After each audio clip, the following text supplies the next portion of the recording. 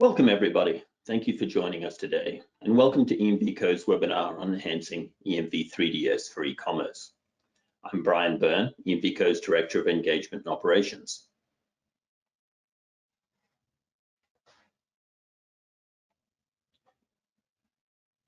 So here's a quick overview of what we're planning to cover today. As we have a few new people on the call, we'll just spend a couple of minutes up front clarifying EMVCo's role and mission, where we fit in the broader payments ecosystem. And then we'll provide a brief introduction on what EMV 3DS is, the benefits it provides to the payments industry, and examples of how the industry is adapting to support different use cases and marketplace needs. Finally, we'll look at the key enhancements introduced with the latest version of EMV 3DS. So I've already introduced myself. The subject matter experts today are Elin Chu, who's the chair of the EMV 3DS working group, and Richard Ledane, who's also on the EMV 3DS working group. They're both smiling at you right now, and they'll be back with us again soon.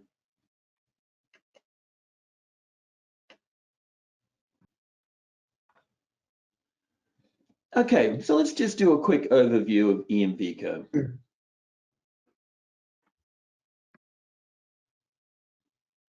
Let's start with what EMVCo does and why it matters. Put simply, we enable millions of seamless and secure card-based payments around the world. And why does it matter? Well, of course, we're all consumers, and we expect a payment device to work anywhere in the world, whether we're shopping face-to-face or making our payments online. It's important to us all that this process is familiar, convenient, and reliable. And it's also reliable for consumers and the businesses who are making payments and the merchants who are accepting them. And EMVCo plays a key part in making all of this possible.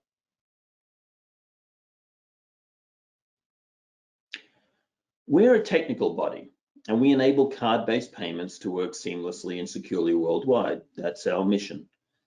We deliver on the mission by developing specs and supporting testing, certification, and marks programs for products that enable the delivery of consistent and convenient payments for merchants, businesses, and consumers around the world. Key to EMVCo's work is close collaboration with the payments industry to adapt and evolve these specs and to continue to support technology innovations, the needs of different marketplaces, and changes in consumer behaviors. And we certainly know over the last couple of years, we've seen a lot of changes in consumer behaviors.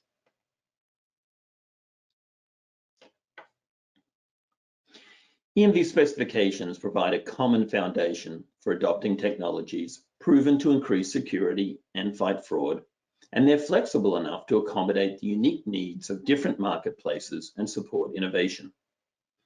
The specifications are developed in collaboration with the payments industry and organizations around the world, including banks, merchants, vendors, national and regional payment networks.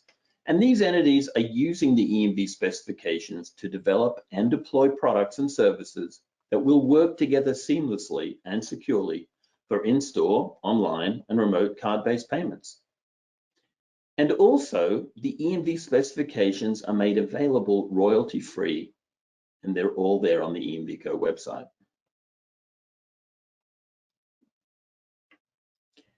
So EMVCo first developed, and we continue to maintain and enhance the EMV chip specifications as a blueprint for chip cards and terminals to work the same way, no matter where they're used. Based on the globally adopted EMV chip specs, chips are used in billions of credit and debit cards today to validate their authenticity and safeguard against counterfeit card fraud. While this is what many people think of when they hear EMV, it's only one piece of EMVCo's work. As advances in technology are making secure card payments possible in many new ways, whether online or mobile devices or using QR codes, EMV specifications have evolved to support a wide range of technologies for card-based payments. And that includes EMV chip contact, contactless, mobile, payment tokenization, QR code, secure remote commerce, and of course, as topic of today's session, 3D Secure. EMVCo continues to expand its portfolio of EMV specifications to support the widespread adoption of these technologies for delivering convenient and reliable payments. Key to the ongoing development, enhancement, and evolution of the EMV specifications is collaboration with the payments industry. Payments industry stakeholders around the world, including merchants, issuers, acquirers, as I mentioned, payment networks, financial institutions, manufacturers, technology providers, they're all contributing their knowledge and expertise to advance the EMV specification. EMVCo also engages with regional and global organizations to receive input and share perspective on areas of respective interest, both directly and through other member bodies. In the case of EMV 3DS specifications specifically, EMVCo has and continues to collaborate with the FIDO Alliance and the World Wide Web Consortium, W3C, and the Web Payment Security Interest Group, just as an example of what we do. Okay, so just state of the industry, as I think most of us probably know, the last couple of years have seen a massive explosion in e-commerce for unfortunate reasons, but it's been a reality. Payment transactions are now occurring on various devices, mobile phones, tablets, PCs, and there's a high degree of e-commerce fraud happening. I mean, that's just a fact of life. So the importance of authenticating the individual making the payment continues to be critical in the fight against fraud. So with that introduction and background, I'm now going to hand it over to Alint. Okay, thank you, Brian. So hi, I'm Eli. I'm the chair of the 3DS working group, and starting from this section, let Richard and me to share with you the beauty of the 3DS. I hope so. And I will cover the 3DS general idea, including how it works, the key benefits, and the industry use cases. And then Richard will help to cover the major new features you will find in our latest 3DS version 2.3. Okay, let me introduce the 3DS by answering some questions. First one is, what is 3DS? The 3DS, EMV 3DS, is a fraud prevention technology that enables consumer authentication for card not present CMP without adding the unnecessary friction to the payment process. And to support that, EMVCo define and maintain the EMV 3DS specifications. The specification provides a common set of requirements that product providers can use to integrate into their solutions, target for a seamless and secure e-commerce payment. And also, in order to support a global interoperability, EMVCo also facilitates the 3DS testing programs to provide an approval process for all 3DS solutions.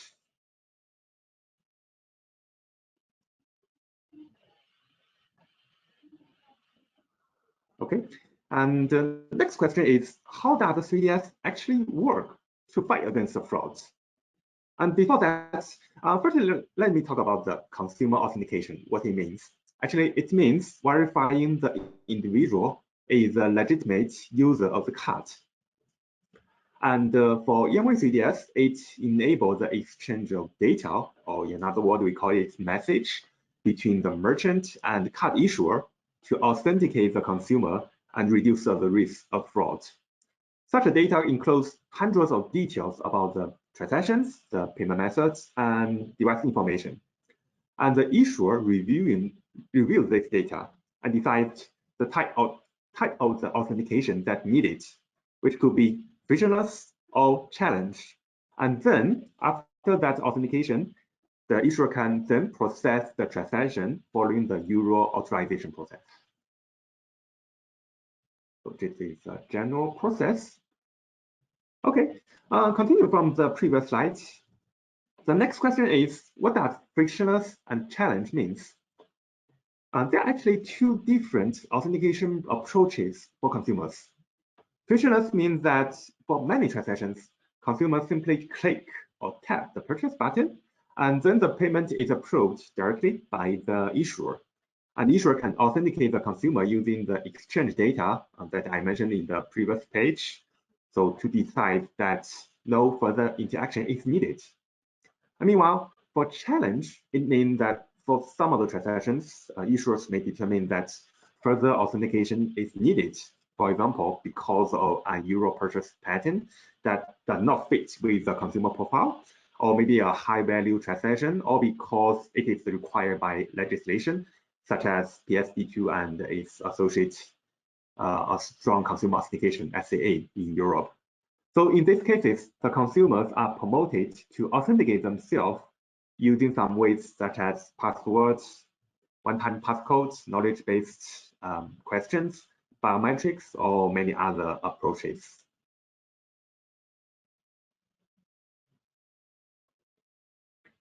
And the 3DS specification, if you can see on the left-hand side, includes 3 different and highly related documents: the protocol and core function specification, the SDK specification, and the Split-SDK specification. And the SDK is one of the components of the 3DS, EMV 3DS, and normally it's embedded within the 3DS requested app on consumer devices. And in 3DS version 2.3, we introduced a new SDK architecture called Split-SDK. That's why we introduced a separated specification document. And for this topic, Richard will cover the detail of it in later section. So let's go back to the 3DS. And to summarize the 3DS main features, firstly, it supports the app-based purchase on mobile and other consumer devices. And then it enables merchants to integrate the authentication into their checkout process for both app and the browser-based implementations. It specifies the use of multiple options for step-up. In other words, we mentioned about challenge authentication. It specifies a non-payment message category. It enables a merchant-initiated account verification. It is flexible to accommodate the global and local needs, and it is available royalty-free from EMVCo website. You can always download the latest version of the EMVCo specification in the website.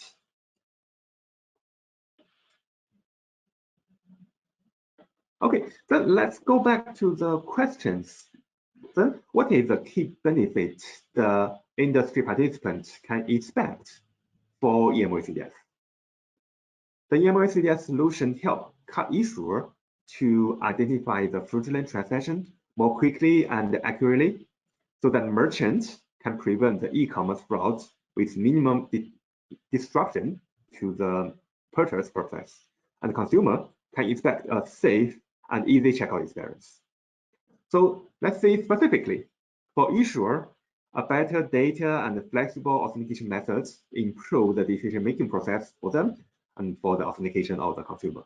This results in an increased transaction approval rate and less fraud, and greater consumer confidence that transaction will not be falsely declined. And for merchants, the 3DS provide an additional layer of security that helps them better prevent fraud and promote convenience for the consumers. So this results in an improved transaction security, of course, and also a liability for fraudulent transaction can be shifted to the card issuer. And also, it means a fewer false declines and a reduced checkout abandonments from their customers. And for the consumers, they can use their preferred device to shop online and expect a quicker, easier authentication.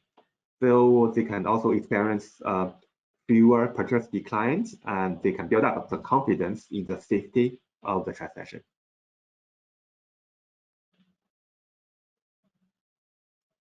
In addition to that, the 3DS specification is also flexible and open to support the existing and new e-commerce channels, devices, and use cases. And here we have a good example is the 3DS travel industry extension.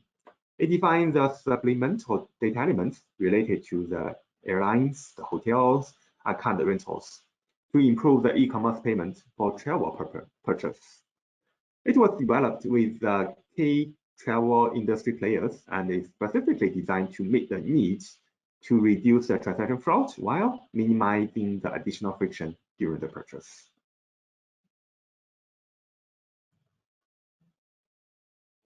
And another good example is the support for gaming industry. So this could be a very interesting one. The EMVCo define additional gaming console specific device information data elements for issuers to enable more frictionless authentication experience that gamers can want to expect. It can be used to enable the in-game purchase without interrupting the gaming experience. Just as the picture mentions, if you want to make any in-game purchase, so just click the checkout button and then it gets passed. And in addition, the opportunities were also identified to meet the unique user interface in gaming console. So this would include optimizing the user experience of using gaming controllers, just as an example.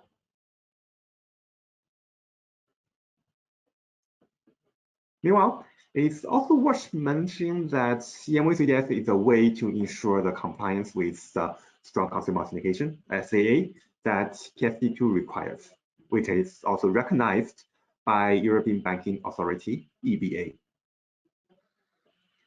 So this is the general idea of the EMV 3DS, and then I will hand over to Richard, to briefly talk about the 3DS version 2.3 and its new features. So thank you, Eileen, for this overview.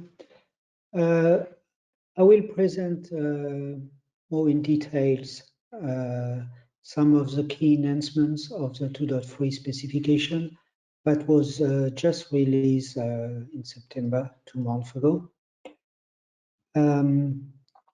So one of the key areas that we work on and that Eileen mentioned is a Split-SDK. So we try to be able to address multiple devices, more configurations and technical configuration for, I would say, the merchant world. That's one of the key enhancements of the 2.3 specification. I'll come in the details and explain the different options for the Split-SDK a bit later. Another area of enhancement, next please, next slide, is the authentication. So we worked with FIDO Alliance and W3C, and we try to provide a solution to integrate FIDO authenticator and authentication in the 3DS flow. So again, I will detail a bit more the options we have selected and what's available. We work also to streamline the consumer experience. So one of the key area of improvement is the out-of-band authentication. So we try to automate and smooth the out-of-band authentication during the challenge. And we also add some new UI enhancement improvement to improve the communication between consumer and the bank. So let's first focus on the Split-SDK. So a bit of vocabulary because not everybody will understand or know. So what we call 3DS requester is a merchant, but 3DS specifications are very general, and although most of the 3DS transactions are originating from a merchant, there are some other non-payment or non-e-commerce transactions that use 3DS. So we find the name 3DS requester, but it means merchant for most of the transaction. And another acronym is the ACS. This is the Access Control Server. So this for an e-commerce transaction will be the issuer authentication server. So the banks will provide the authentication service. So we started 3DS 2.1 with a default SDK model that is represented here, and that is focused on the mobile or tablet implementation. So there is a 3DS SDK that is embedded inside the merchant application. And the role of this SDK is to provide information, get and provide information on the device. So the issuing bank can recognize the device associated with the cardholder or not.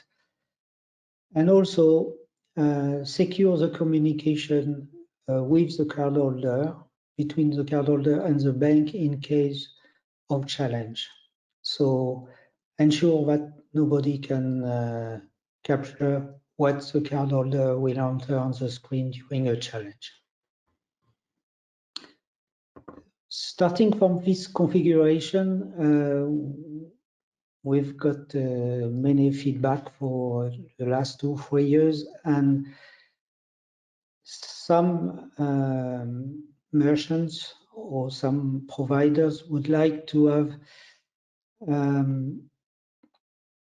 a server part for the SDK. So to be able to have some of the functions of the SDK perform on a server.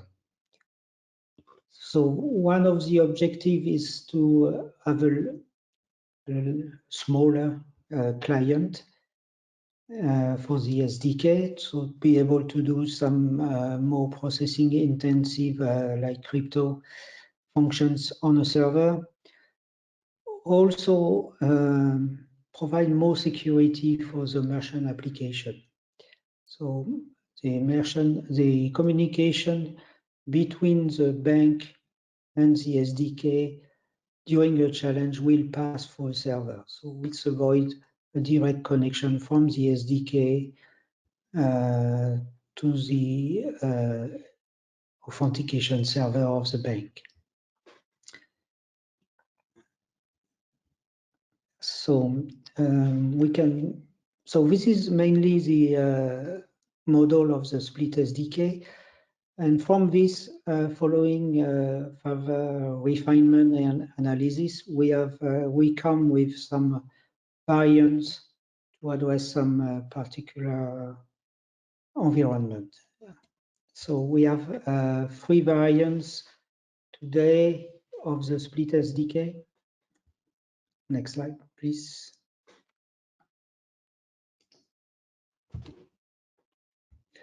So first one is what we call the browser SDK. So we are not anymore in the merchant application, we are on the merchant website. The idea is to be able to reproduce the same experience for the user on the browser. So having a native experience on a browser during a challenge. This also provide more security for the merchant because, again, the communications during a challenge pass through the Split-SDK server. So what happened in a browser environment? The merchant will open what is called an iframe, a window on his web page, and will load the SDK client at the time of the transaction for the challenge. So this is one of the variants. Another variant is a shell SDK. So we are back in the app model, so mobile or tablet or similar. But I would say it's an hybrid version of the browser SDK and Split-SDK. In this shell SDK, the client is minimal, so it's called a shell. It just creates a kind of container and a web view, so a secure window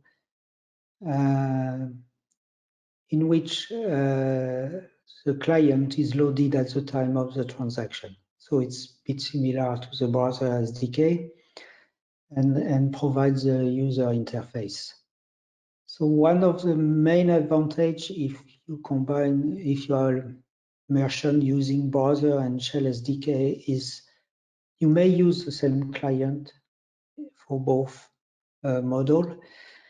Also, if there are problems, errors, most of the client or for the shell SDK or all the client for the browser SDK is dynamically loaded from the Split-SDK server. So in case of issues, the merchant can fix the problem and provide a new client without impacting on, without having to update all the app in all the mobiles around the world. Finally, we have a model that is not represented, which is called limited SDK. And this is to address specific devices with limited resources, I would say, or limited interface or limited processing capabilities. So an example would be a smart speaker. In such case, you don't have a screen, you don't have a keyboard or an only voice. So you would have to think of something different. And because of this limited processing capability, the default SDK model does not really fit. That's why it's attached to a Split-SDK server. So to keep the security, one of the key constraints is from this limited SDK, we would only allow what we call dynamic cardholder authentication. So you are not going to say your super private password on the smart speaker. This will be banned. Only dynamic method like a one-time password would be used with a limited SDK. Next slide. So another area I mentioned briefly is the support of new authentication method. So we work with W3C and FIDO Alliance to provide authentication method based on FIDO Authenticator. So the first one is what is called WebAuthn, so web authentication. So it can be used as an authentication method through the 2.3 protocol. There is no change, I would say, no major change in the flow, and then a bank can invoke an authenticator on a device. So if you look at the small image, so this is me trying to authenticate on a Windows PC using Windows Hello. So one of the key limitation of WebAuthn, as you can see, there is no information on the transaction. So a bank can invoke an authenticator on a PC, but there is no information about what is the merchant, what is the amount, and what is the purpose of this authentication. So the interface is fully controlled by the operating system or by the authenticator or mix of the two that is available on the device. That's why we work further with W3C to develop and integrate what's called SPC, Secure Payment Confirmation. Next slide. So it's similar to WebAuthn. It relies on an existing authenticator on the consumer device, so a way to authenticate the consumer. The difference, as you can see here, we are the bank is able to provide additional information about the transaction, the merchant, the card, the amount, and so it's not anonymous like WebAuthn. So SPC is still very new, from a new standard from W3C, so we may have some change in a very near future to match the final release of SPC. Next slide, please. So another area of improvement, and that was painful over the different version of EMV 3DS specification, is the improvement around out-of-band authentication. So I will explain briefly out-of-band authentication. During a challenge, a bank can use a third-party application to authenticate the cardholder. So basically, most of the bank will use, for example, their own mobile banking application. So the cardholder will have to open the mobile banking application, authenticate itself, validate the transaction, confirm the transaction, and then go back to the merchant to complete the purchase. So there is originally there were absolutely no automation. So the cardholder has to follow the instruction, switch from the merchant application to the mobile banking application, switch back to the mobile banking application, press complete button, and then he was able to complete the transaction. In the 2.2 specification, so next slide, please. We work to improve and automate a bit this process. So as you can see, you reach the challenge page where the cardholder is instructed to open his banking app. This step is still manual in 2.2. What we improve is when the cardholder has completed the authentication on his mobile banking app, when it returns to the merchant application, it doesn't need to press complete, and the SDK will proceed with the completion of the authentication, assuming the cardholder authentication was successful. So the final step of the flow were automated. So for 2.3, we went one step further in the automation, and instead of having to manually switch from the merchant challenge page to the mobile banking application, it's now possible for the bank to provide a link directly to their application. So instead of the cardholder will click open your banking app button, it will be the mobile banking app will automatically open, and when the authentication is completed, it will automatically return to the merchant application, and that will proceed with without any interaction to the completion of the transaction. So this is a big step and useful in particular markets where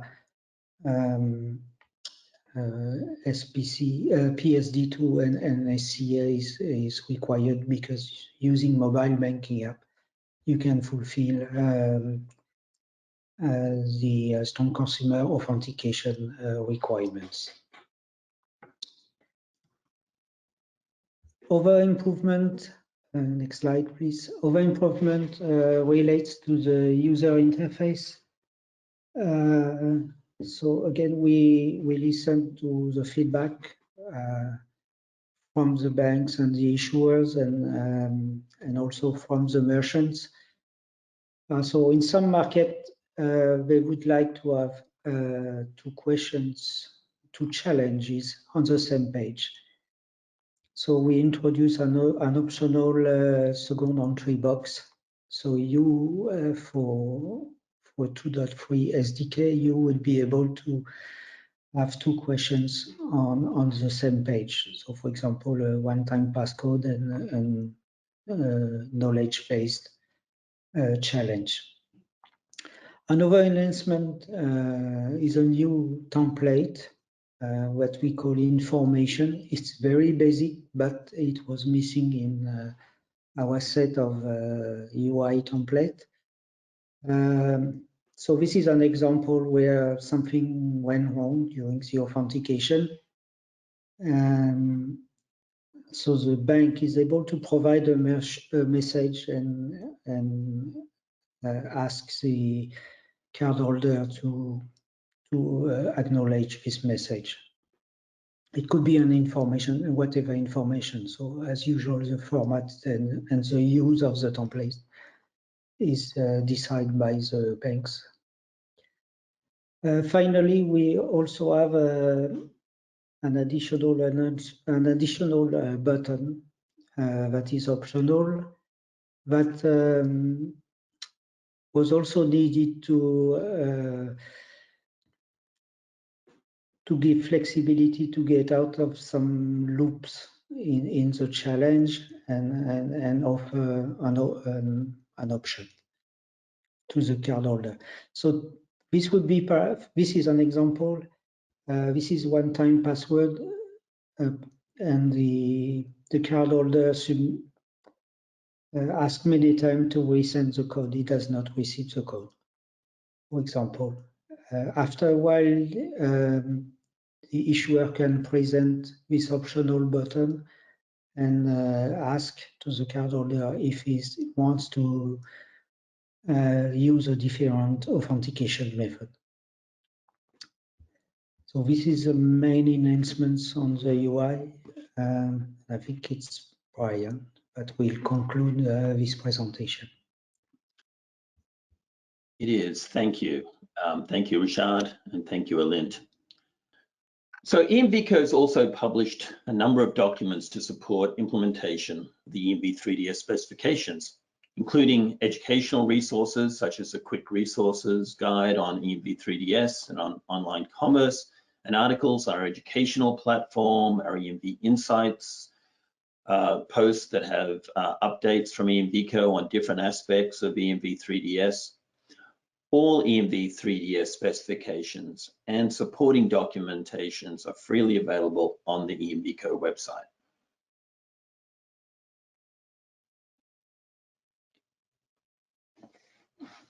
So what's next for EMV 3DS? I mean, payment and technical communities are continually collaborating to ensure that EMV 3DS evolves in line with technical capabilities, business operations, and legislation. And this includes refining the information that should be shared across different payment scenarios to enable successful risk-based decisioning and support new payment environments, such as voice-activated transactions.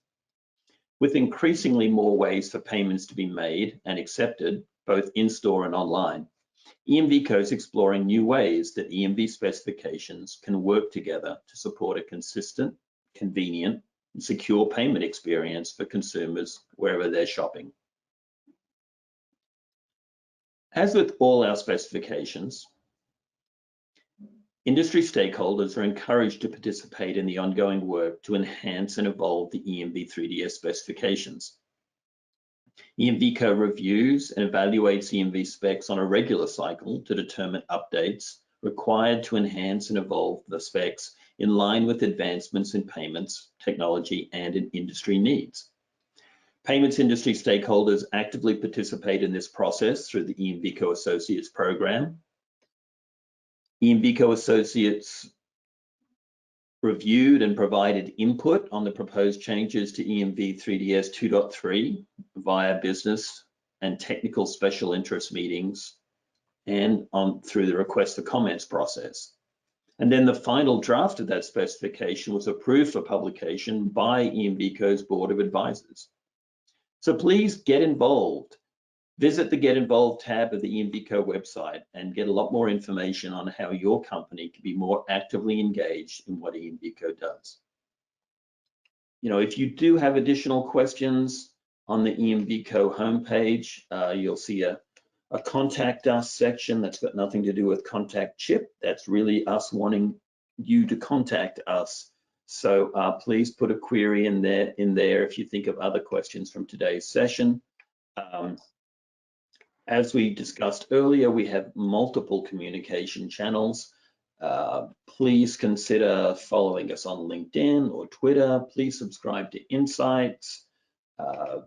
You know, we have presentations on YouTube. So there's a lot of material out there for you on everything we do, particularly on lots of material on 3DS. So I want to thank you very much. Thank you, Rashad and Alin, for your expertise. And thank you all for joining us today.